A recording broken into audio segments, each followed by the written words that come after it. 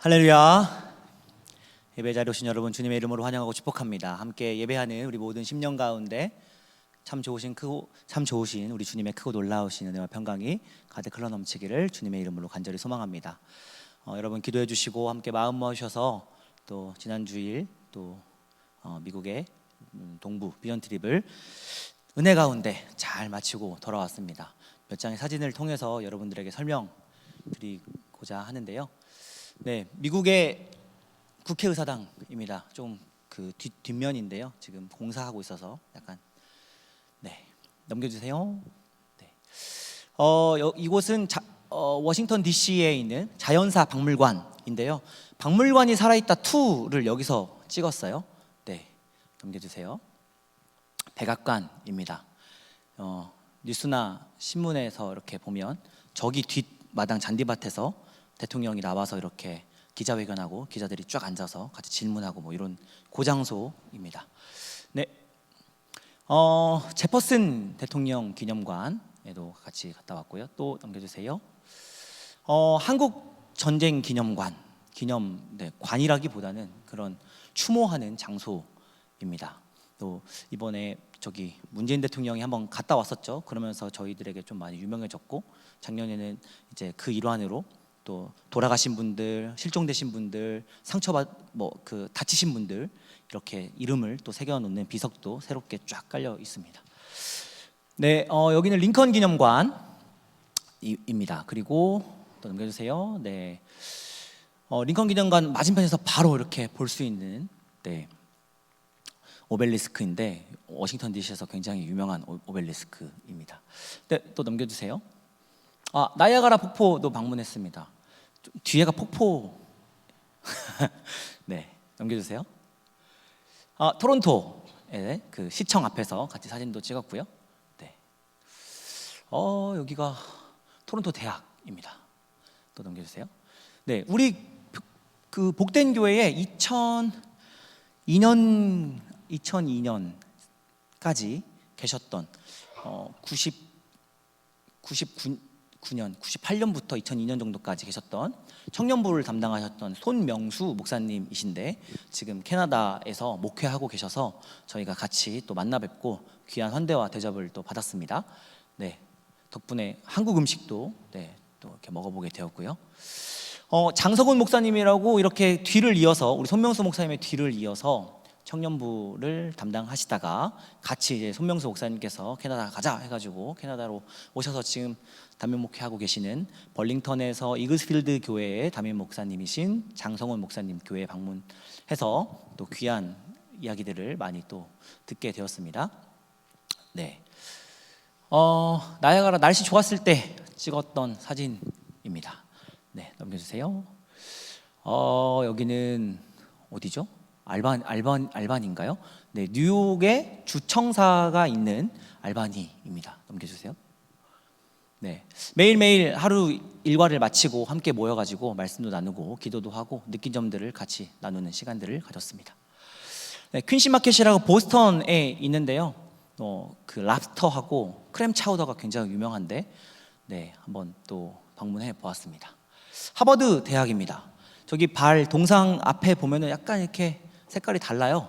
네, 저기가 사람들이 하도 만져가지고 저 색깔이 달라진 거예요. 근데 저기를 만지면 자녀가 하버드대에 입학한다 뭐 이런 소문이 있어가지고 네, 뭐 우리 제주도 도라로방 코가 없잖아요. 그런 비슷한 거예요. 네, 넘겨주세요. 하버드 정문, 네, 그리고 MIT 대학도 방문해 봤습니다. 뉴저지 참된교회에 방문해서 같이 우리 특송하고 주일 예배 드렸는데요. 뉴저지 참된교회는 우리 일대 목사님이신 박창하 목사님의 아드님이신 박순진 목사님께서 담임하고 계시는 교회입니다. 또 설교 말씀도 듣고 복된 교회가 어떤 정신으로 세워졌는지, 복된 교회가 어떤 또 역사를 가지고 있는지에 대해서도 함께 들어볼 수 있는 귀한 시간이었고요. 네, 같이 또 청년들과 함께 사진 찍었습니다. 네, 교회 이렇게 예쁘게 생겼습니다. 굉장히 넓어요. 크고 넓고. 네, 또 가정에서 저희들 초대해 주셔가지고 같이 함께 환대받고 또 식사 나누는 시간들 가졌고 가정집에서 함께 모여서 이야기 나누는 시간들 가졌습니다. 볼링도 쳤어요. 네, 제이월드라고 여기 우리 심곡천 사거리에 보면은 옛날에 BDY 있었던 그 1층 그 건물의 제이월드, 김정원 장로님 저희 교회 선임 장로님이신데 네, 그 미국 지부가 있는 곳입니다. 거기에 방문해서 저희들이 또 귀한 대접도 받고 사진도 함께 촬영했습니다. 네, 프린스턴 대학입니다. 아이비리그 대학 중에 하나이고요. 네, 넘겨주세요. 가장 유명한 건물, 정문 들어가자마자 보이는 네, 건물이고요. 네, 넘겨주세요. 네, 어느 홀에 갔는데 이렇게 음악 하고 있더라고요. 네, 그래서 같이 사진도 찍어 보았습니다. 네, 또 이렇게 함께 나누는 시간들 계속 가지고 있었고요. 여기는 이름이 뭐죠? 세계 3대 박물관 중에 하나인데 갑자기 이름 생각이 안 나네요. 아까 중등부 때는 했거든요. 기억이 나서. 메트로폴리탄이라고 세계 3대 그 박물관 중에 하나예요. 근데 이제 우리 유치원 아이들이 와가지고 이렇게 그림 그리고 하고 있길래 네, 사진도 한번 찍어봤어요. 네, 맨하탄입니다. 네, 미국 맨하탄 가장 핫한 곳이죠. 네, 넘겨주세요. 네, 타임스퀘어에서 저희 같이 또 방문해서 사진도 찍었고요. 또 넘겨주세요. 네, 타임스퀘어. 타임스퀘어에서 사진 찍는데 전체 중에 저거 두 번째 것만 코카콜라고 다 삼성 거더라고. S23 계속 선전하고 있더라고요. 네, 넘겨주세요. 네, 저희 그 뭐죠? 라이언 킹 뮤지컬도 관람했고요. 또 넘겨주세요. 네, 타임스퀘어에서 또 사진. 네. 줄리어드 음대도 잠깐 보고 왔습니다. 네, 넘겨주세요. 저기 줄리어드 이렇게 써 있죠. 네, 줄리어드 뮤직스쿨. 그 앞에가 이제 공연하는 장소라서 거기도 한번 방문해 보았고요. 넘겨주세요. 자유의 여신상 보러 가기 전에 선착장에서 잠깐 한 것 찍어 보았습니다. 네, 이렇게 배를 타고 이렇게 가서 넘겨주세요. 네, 자유의 여신상도 이렇게 보고 왔고요. 넘겨주세요. 이게 이번에 만들어진 유명한 뭐 건물이라고 하는데 원래 저기 위에까지 올라갈 수 있었는데 자살을 하도 많이 해가지고 출입을 통제해놨어요. 그래서 그냥 멀리서만 볼 수 있었습니다. 네, 월가 앞에 있는 황소 동상이고요. 뿔을 잡고 이렇게 하면 부자 된다고 이렇게 하더라고요. 넘겨주세요. 네, 미국에서 가장 높은 건물입니다. 원 월드 빌딩이라고. 저기 올라가면 맨하탄 전체를, 뉴욕 전체를 이렇게 볼 수 있는 건물이고요. 네, 그 앞에서 또 사진도 찍고 또 넘겨주세요. 네, 올라가는데 굉장히 높은 건물인데 올라갈 때 층이 저렇게 보이도록 잘 예쁘게 꾸며놨더라고요. 네, 넘겨주세요.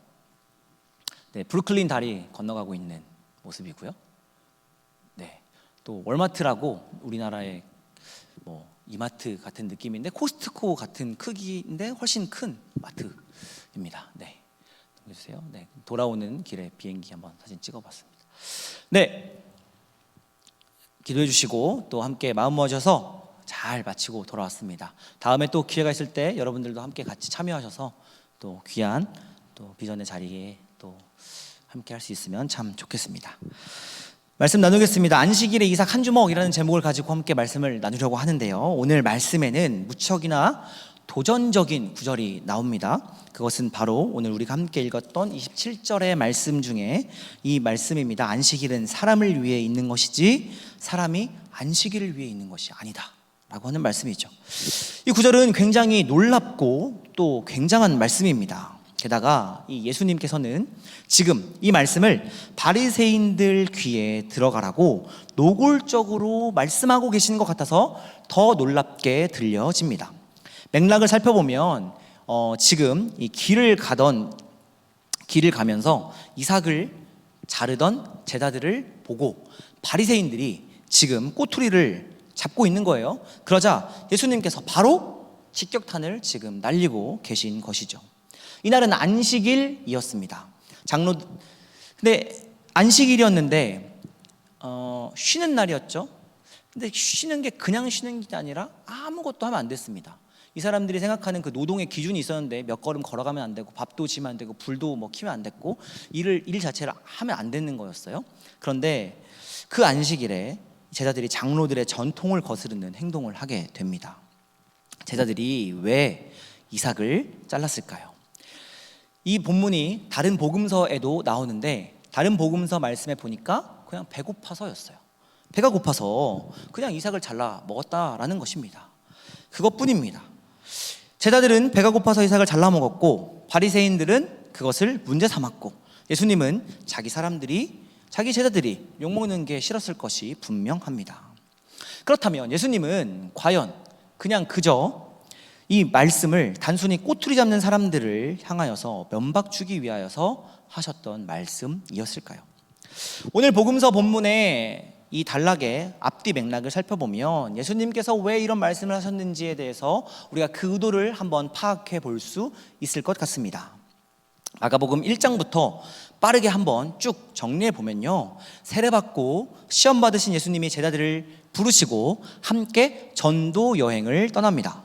그런데 그 여행 기간 동안에 어떤 일을 하셨는지에 대해서 마가복음 1장 39절부터 굉장히 상세하게 이야기하고 있는데요, 이 마가복음 1장 39절 이하에서부터는 나병 환자를 치유하시고 2장에 와서는 중풍병자를 치유하십니다. 그리고 세리를 불러서 제자로 삼으시고 그 다음에는 바리새인과 함께 금식 논쟁이 있었고 그 다음 사건으로는 바로 오늘의 복음서 본문이 이어집니다. 그리고 그 다음 3장으로 넘어가서는 이제 안식일에 손 마른 사람을 치유하는 사건의 본문이 등장합니다.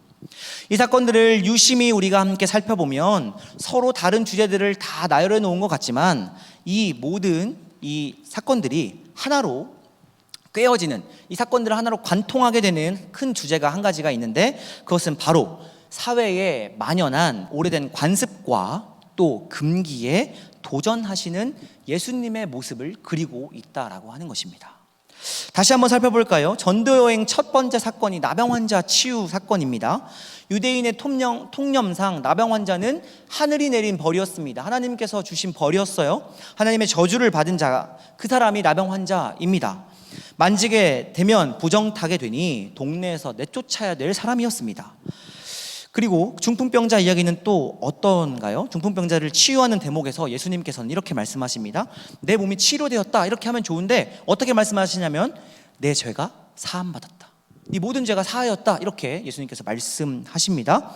이 선언 때문에 유대인들의 이 장로 신학자들의 심기를 건드렸다, 이렇게 하는 내용이 등장하는 것이죠. 왜냐하면 죄는 누구만 사할 수 있어요? 오직 하나님만 사할 수 있는데 예수라고 하는 촌동네 시골 청년이 와가지고 네 죄가 사함받았다 이렇게 이야기하니 뭐야 저 사람 뭔데 저런 이야기를 해? 라고 이 유대인 신학자들이 생각했을 것입니다.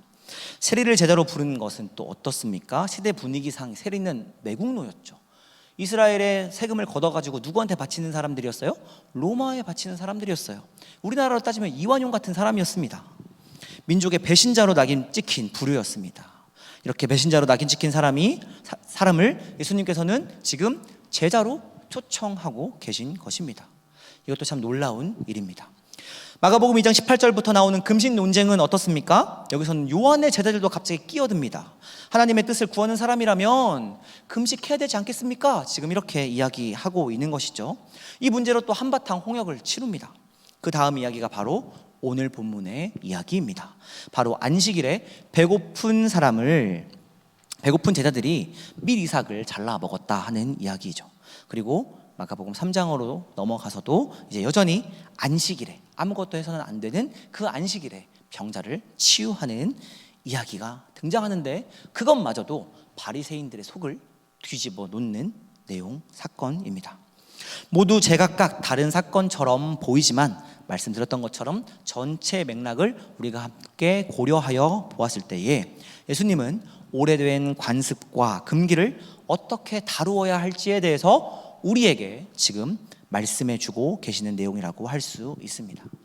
데이비드 포스터 윌리스라고 하는 사람이 캐니언 대학의 졸업식에서 그 연설을 했는데요, 거기서 남긴 유명한 비유가 있습니다.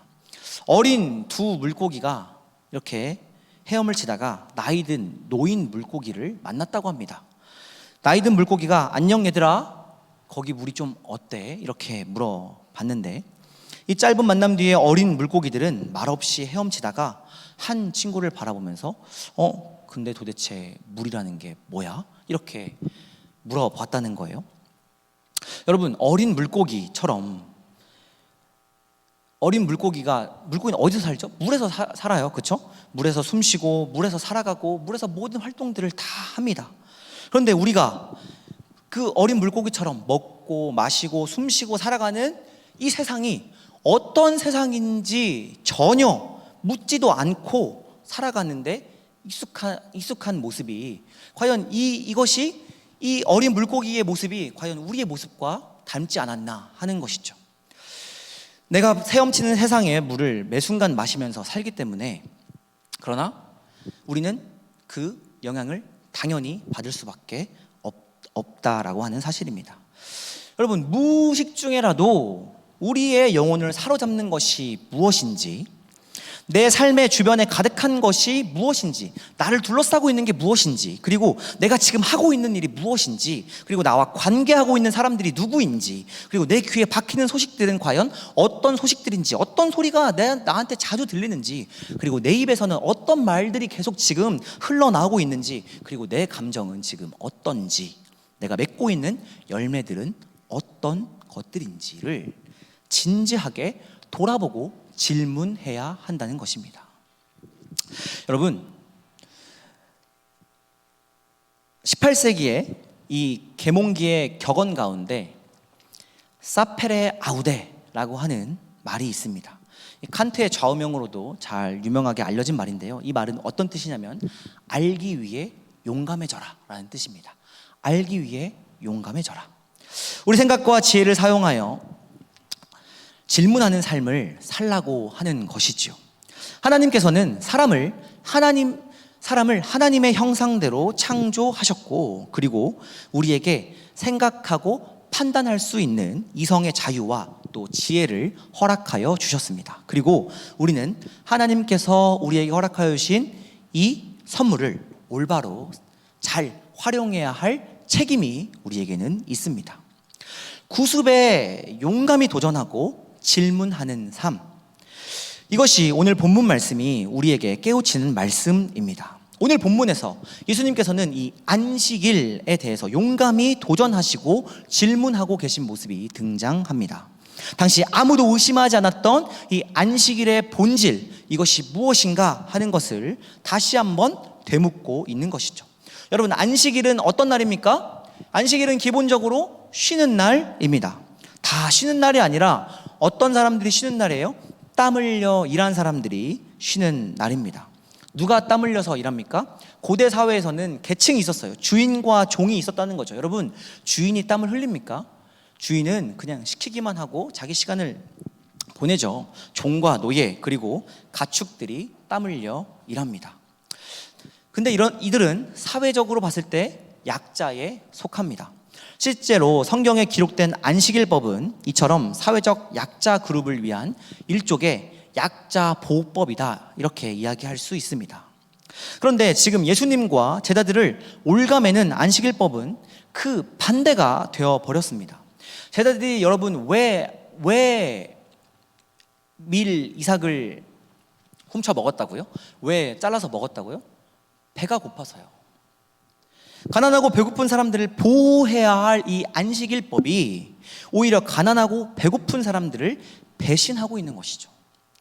안식일은 사람을 위해 있는 것이지 사람이 안식일을 위해 있는 것은 아니다 라고 하는 예수님의 말씀은 이러한 맥락에서 시대에 도전하는 말씀입니다. 실제로 마가복음 3장 6절 말씀을 보면 우리 같이 한번 읽어볼까요? 마가복음 3장 6절 말씀 시작. 바리새인들이 나가서 곧 헤롯 당과 함께 어떻게 하여 예수를 죽일까 의논하니라. 아멘. 이렇게 시대에 도전하고 질문했던, 이 행동했던 예수님을 십자가로 몰아간 직접적인 원인이 되기도 합니다. 여러분, 그런데 이 이야기를 그냥 단지 2000년 전에 예수님 시대 가운데 있었던 이야기로만 둘 것이 아니라 오늘 우리의 이야기로 돌려놓아야 하죠. 우리가 살아가는 세계에도 오래된 관습과 또 금기가 있기 마련입니다. 사회와 국가, 직장뿐만이 아니라 하늘에 기쁜 소식이 가득 넘친다는 교회 역시 악습과 또 금기가 여전히 존재합니다. 과연 우리는 그런 삶의 자리에서 왜? 라고 하는 질문을 얼마나 하고 있는지요. 여러분, 오래된 것이라고 해서 꼭 좋은 것이 아니고 또 묻지도 따지지도 않는 순종이 미덕도 아닙니다. 그런 태도는 사실 기독교 신앙과는 상관없고 그저 어떤 독재자가 권력을 유지하는 악한 통치 방식일 뿐입니다. 예수님은 늘 시대의 정신에 대해서 질문하셨습니다. 하지만 그분을 따른다는 우리는 질문 대신 예수 신앙을 핑계로 가르치고 차별하는 데 급급하고 있지는 않습니까? 본문 말씀대로 하자면, 이 복음서의 말씀대로 하자면 남의 눈에 티는 잘 보면서 자기 눈에 들보는 보지 못하는 것이죠. 이렇게 우리는 각자 세상 속에서 모두가 재판관이 되어서 살아갑니다. 이것은 비단 한 개인의 문제를 넘어서 공동체의 아집이 되기도 하고 또 종교가 사회 속에서 분쟁을 일으키는 원인이 되기도 합니다. 이삭을 자른 이유를 들어보려는 인내와 관용은 쓸모없는 것으로 치부되고 그저 내가 재판관이 되는 데만 재빠르게 행동합니다. 이것이 오늘 본문에 나온 바리새인들의 태도였습니다. 예수님이 문제 삼고 있는 것이 바로 이러한 태도인 것이죠. 여러분, 오늘 말씀은 단순히 예수님이 오래된 관습과 또 금기를 어떻게 다루고 제거해 나가는지만 가르치는 것이 아닙니다. 도리어 이 본문 말씀은 우리에게 뼈아픈 질문을 지금 던지고 있습니다.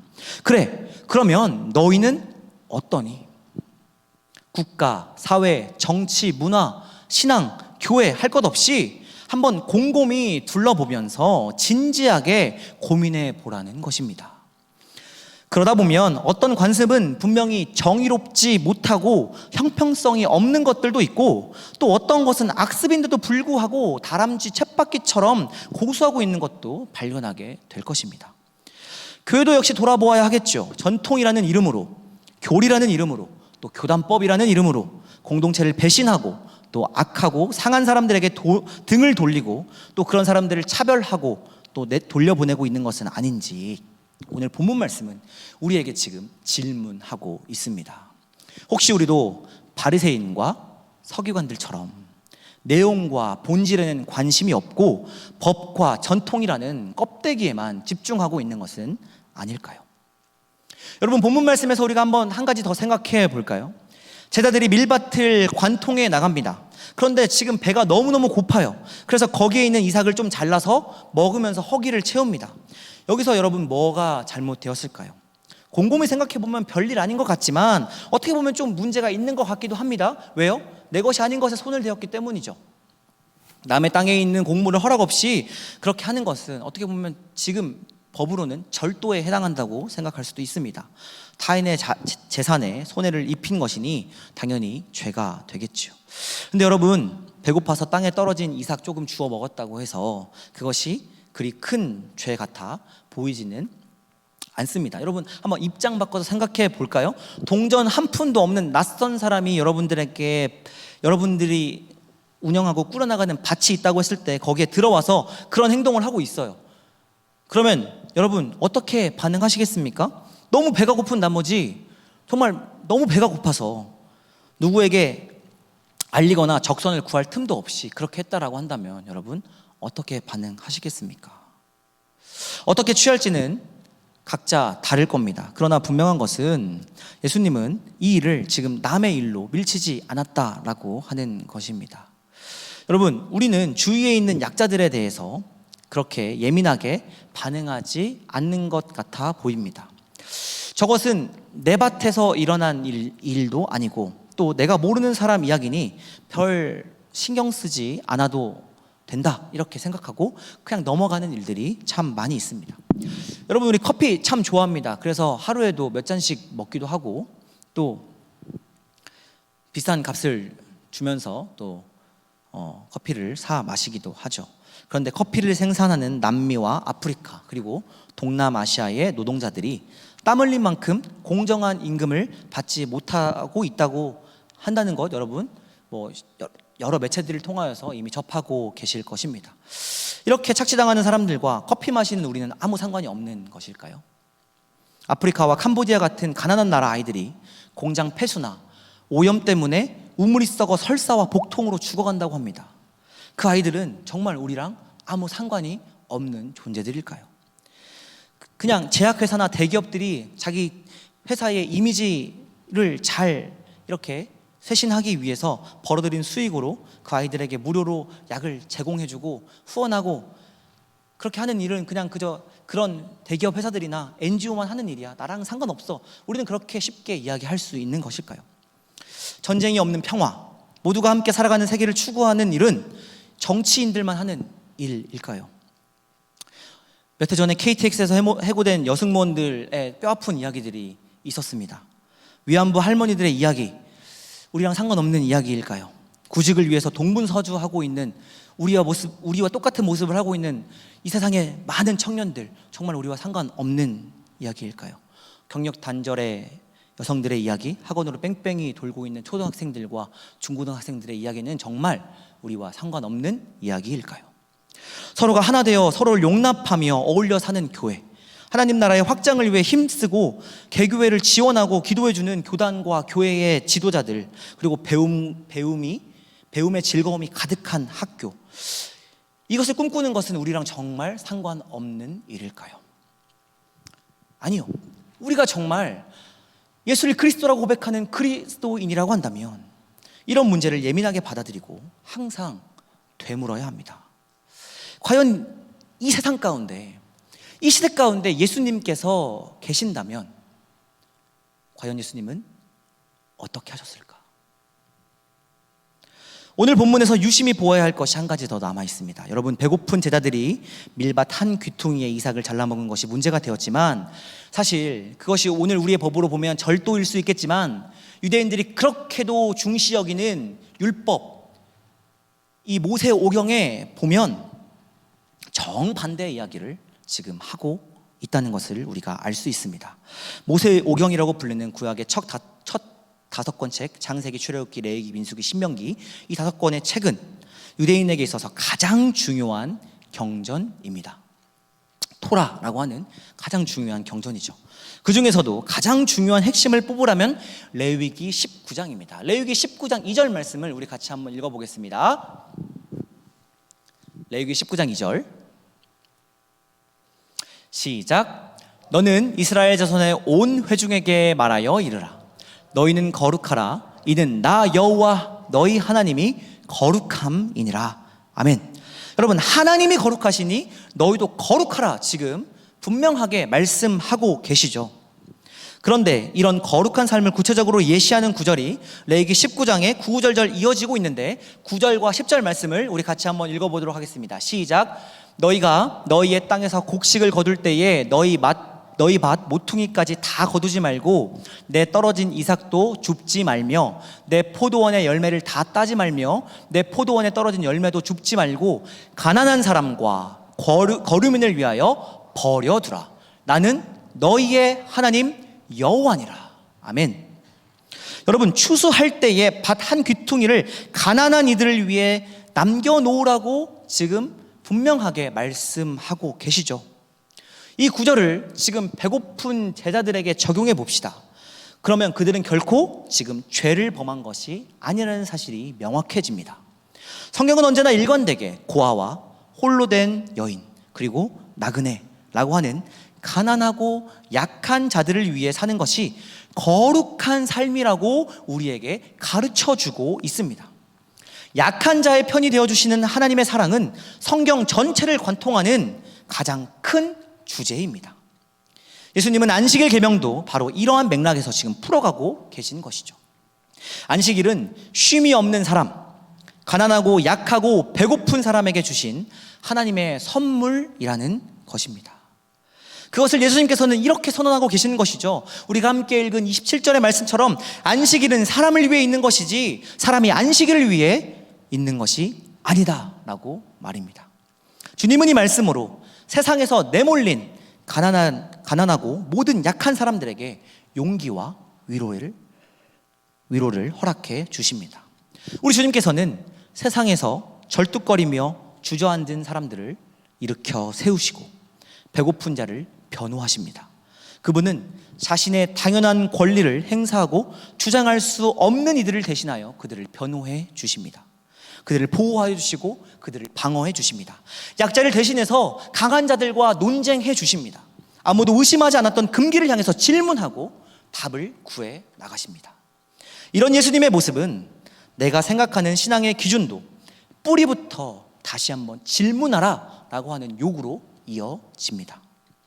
예수님은 분명히 당시 사람들과 전혀 다른 사고 방식을 가지셨고 또 전혀 다른 방식으로 세상을 거스르셨습니다. 그렇게 사는 것은 당연히 지불해야 할 대가가 있는 삶이었습니다. 예수님이 지불해야 될 그 대가는 십자가의 죽음이었다라고 하는 것을 우리는 이미 말씀을 통하여서 알게 됩니다. 세상의 질서와 원칙이 아닌 하늘의 질서와 원칙에 따라서 사셨고, 그렇기 때문에 이러한 시련이 충분히 예상되는 삶이라고 할 수 있습니다. 하지만 그분은 이런 대가를 치르는 삶을 전혀 두려워하시지 않았습니다. 십자가의 죽음이 분명히 있었지만 그 십자가의 죽음 뒤에 무엇이 있었습니까? 부활을 통해, 그 부활을 통해서 시련보다 더 큰 것이 우리에게 기다리고 있다라고 하는 것을 그분의 삶을 통하여 몸소 우리에게 보여주셨다라고 하는 것입니다. 여러분, 오직 우리 주님의 관심은 오직 우리가 어떤 세계 속에서 살고 있는지, 그리고 무엇에 지금 감염되어 있는지, 어떤 색안경을 끼고 살아가고 있는지, 어떤 굴레 속에서 살아가고 있는지에 대한 것이었고, 그 굴레에서 건져내어서 참된 해방과 자유를 누리게 하는 데 있었습니다. 그것이 여러분 성경에서 이야기하는 구원입니다. 참된 자유와 해방, 이 땅 가운데 하나님의 나라를 누리며 살아가게 하는 것, 그것이 구원 아니겠습니까? 여러분, 이제 말씀을 마무리합니다. 오늘 말씀을 통해서 주님은 우리를 둘러싼 모든 질서, 모든 세계의 질서에 대해서 질문할 것을 요청하고 계십니다. 그리고 참된 기독교 신앙이란 질문하고 생각하면서 또 소망 가운데 행동하는 것임을 다시 한번 우리에게 일깨워주고 계십니다. 여러분, 예수를 따르는 사람이라면 오래된 지식과 관습, 그리고 아무도 묻지 않는 타부와 금기들에 맞서 설 수 있는 용기가 필요합니다. 그러나 그 용기는 여러분 우리가 스스로 만들어낼 수 없습니다. 주님은 이런 우리의 사정을 너무나도 잘 아시고 그 때문에 우리에게 성령을 선물로 허락하여 주셨습니다. 말씀과 함께하는 성령은 저와 여러분에게 세상을 직시할 눈과 용기를 허락하여 주시는 줄로 믿습니다. 그리고 이 성령의 인도를 따라 사는 이들이 맡게 될 그 시련, 그것 또한 우리 성령께서는 이길 힘과 용기와 믿음을 허락하여 주십니다. 사랑하는 귀하고 복된 청년 여러분, 우리에게 관심을 두신 주님이 우리로 하여금 구습에 질문하며 세상을 바꿔나갈 용기를 지금 우리에게 허락하여 주십니다. 그런 삶 속에서라야 우리는 주님이 약속하신 하늘의 참된 자유와 하늘의 참된 해방과 하늘의 참된 이 신앙, 이것을 누리며 살아가게 될 수 있습니다. 그래서 바라기는 이런 복음의 자유와 또 이 복음이 허락하여 주는 참된 쉼, 참된 해방이 저와 여러분 삶 가운데 가득 흘러넘치기를 주님의 이름으로 간절히 축원합니다. 질문하고 고민하고 그것으로부터 함께 답을 찾아가는 저와 여러분, 그렇게 함께 세워져 나갑시다. 시간 우리가 함께 찬양하고 또 기도하는 자리로 나아가도록 하겠습니다.